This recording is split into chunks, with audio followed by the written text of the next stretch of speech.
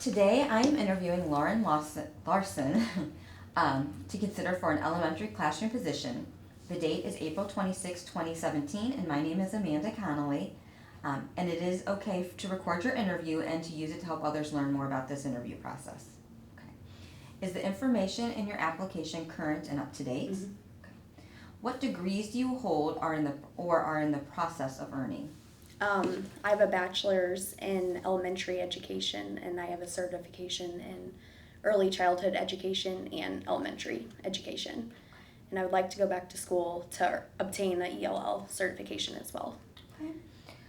What certificates and or endorsements do you hold and in what states? Well, I just said that, but sorry. In Missouri, and it's elementary and early childhood education, also a sub-certificate. Okay. Can you describe for me your experiences in working with children, including the grade and subject areas? Okay. Well, when I first graduated, my student teaching was in second grade at Garrett Elementary. It's in Hazelwood. From then, I worked for Ladue School District as a teacher's assistant, and I worked with kindergarten through fourth grade, and I performed various interventions with all those students. I would do push in and pull out.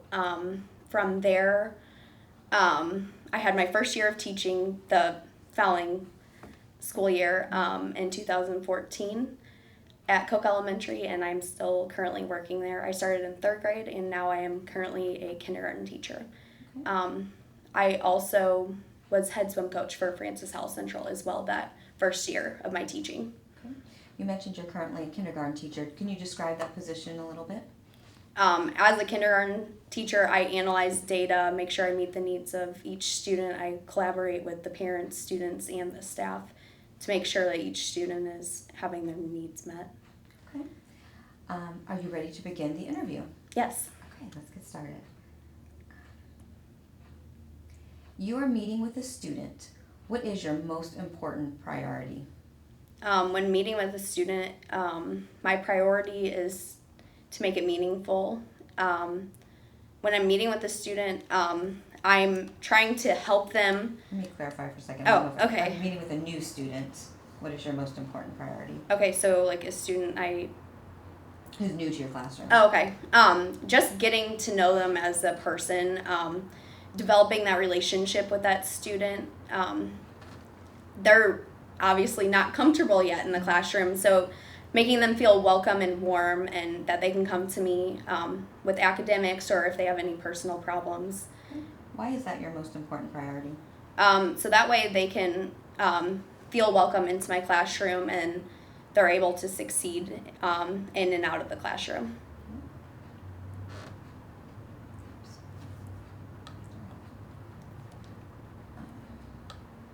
You overhear two students talking about being treated unfairly by you. What would your first thought be? My first thought would be, what can I change? What can I do differently to help the student? Maybe it was a situation that was a misunderstanding, so Pull you off from there. How do you ensure that you're treating all the students fairly? making sure that I have rules set in place.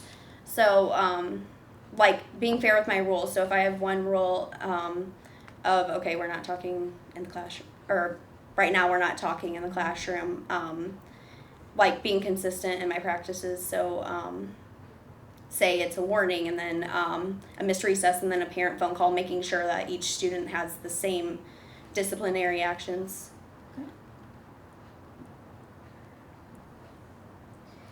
Is it likely a parent might accuse you of not understanding his or her point of view regarding his or her child? I would say that it's not likely because I like to work well with the parents and communicate with them. If they do have a problem, I'm definitely there to listen. And so how would you respond to that parent? I would listen to what they're saying and then just try to communicate with them. It's important to not cut them off and make sure that they're aware that you care about the students and what they're saying also.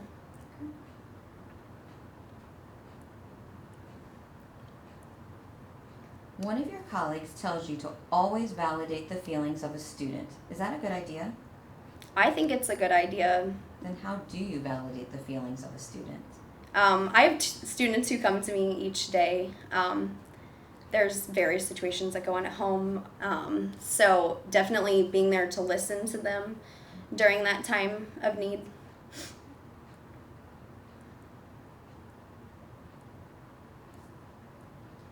A student teacher is teaching your class and has a wonderful idea to make the class more interesting. You are concerned the idea will affect the amount of content to be covered. Could this be a real situation? I think it could be a real situation, but How would you handle this situation? okay. Well, I'd work together with that student teacher because, it's a teacher in training, so it's important that they're still excited about learning and everything. And I could even take the idea and we can come together and develop a common grounds of what we can teach with that idea. Do you design and write out a lesson plan in detail for every activity or unit? Well, at my school we do unit plans, so it's pretty in depth. We go through each of them. We break it apart with what each student needs to know. What are the essential components you must include in your lesson plan to make sure students are learning?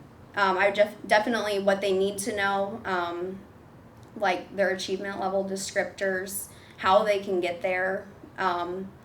Also, what can engage them, what forms of critical thinking also can be included. I think those are all important. And then how am I going to check for understanding? As a teacher, how important is your classroom learning environment? It's the most important thing in my classroom. So when you are organizing the environment, what would you be sure to accentuate? When organizing the environment, it's definitely important to have those routines and procedures in place before any learning can take place. So like the first week of school, it's very important to set those guidelines, having your classroom management in place, having the roles listed, practicing the procedures. Once you have that in place, and I feel like with the rules and routines, it definitely helps the students to have a safe learning environment.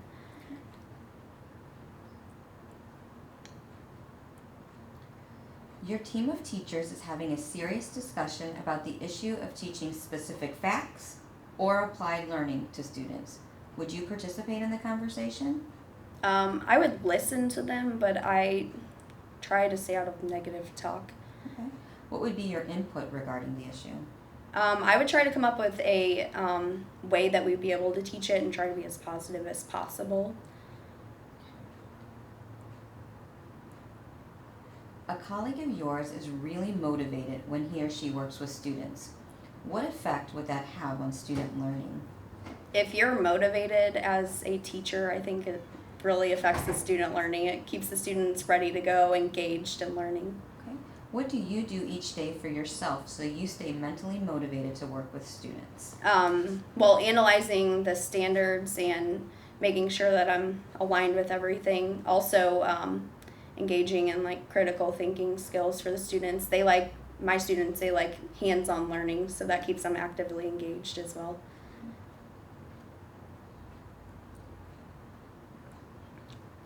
Your principal asks you to partner with your principal asks you to partner with a parent of a student in your classroom. How would you respond? I'm okay with working. I like to work with my parents, so bringing them. Oh, sorry. How would you build partnerships with parents to enhance student learning? Having that communication, also having activities that can bring them into the classroom. So just telling them what's going on in the classroom. For instance, we just did a PBL lesson with, we got our students engaged with how we can help the waste problem at our school. And that gave the parents an opportunity to come in and see the activities and things that they were able to build to help our waste problem. Your team members are discussing the principal's expectation to meet the unique learning needs of all culturally diverse students. Would you support your principal's expectation? I think that's a good expectation to have, so I do support that.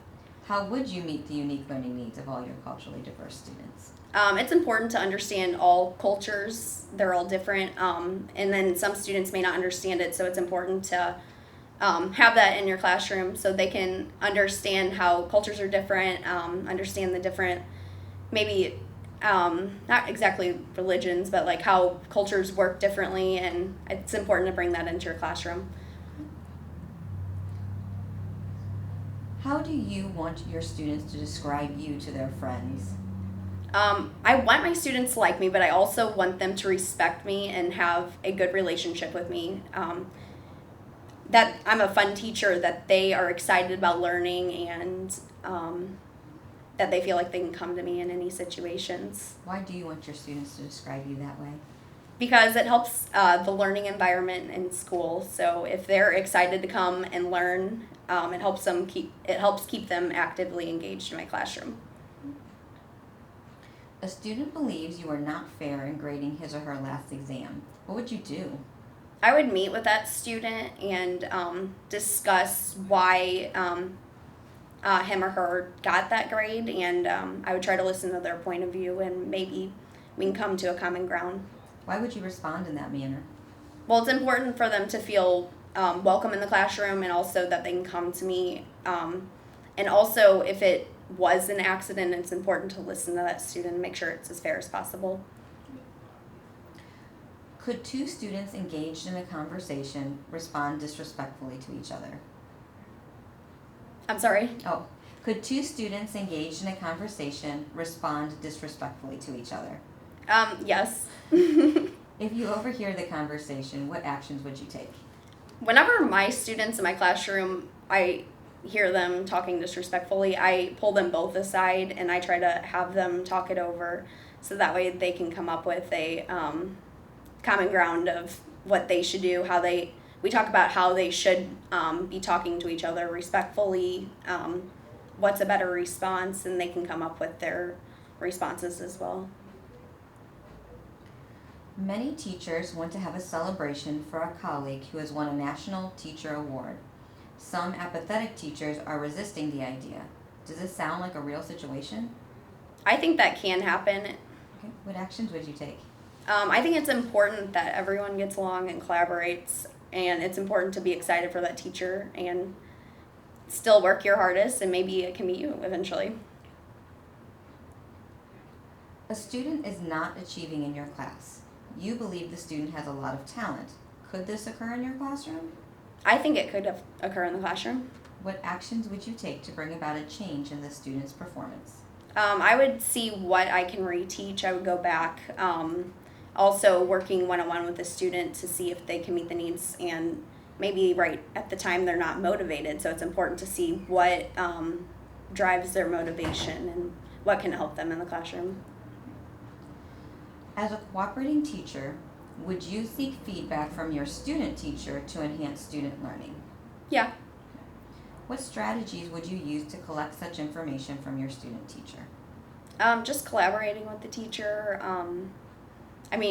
I'll listen to her ideas, and we can come together and find common grounds and what ideas can go together and what we can do to change the classroom. Could a colleague's teaching style be way too student-centered? I think it's a good thing to have student-centered learning. A close colleague of yours tells you your teaching style is way too student-centered. What would you say to that colleague?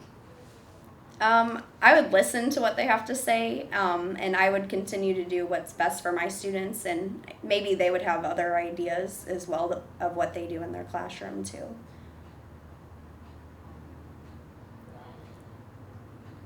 The proposed curriculum guide requires you to spend more time with students on classroom learning and less time on real-world applications. Is that a good idea? I think it's important to include both. So it's important to look at the standards and see how you can apply it in real-world situations as well, so you can combine both into the learning environment. What would you say to your principal in that situation? I would share my ideas of trying to combine both, and I would also listen to what my principal has to say as well. One of your colleagues believes every student in his or her classroom can be motivated to learn. Is that realistic? I think that's realistic. How do you get all students to learn? I get all students to learn by actively engaging them. My students like hands-on activities, making sure that there's critical thinking involved. Just engaging activities. They love the technology factor as well in the classroom.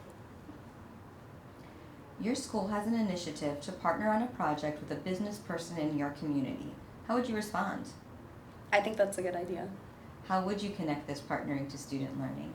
I think it's important to collaborate with people in the community, so bringing them into the classroom can have help the students to learn outside of the classroom.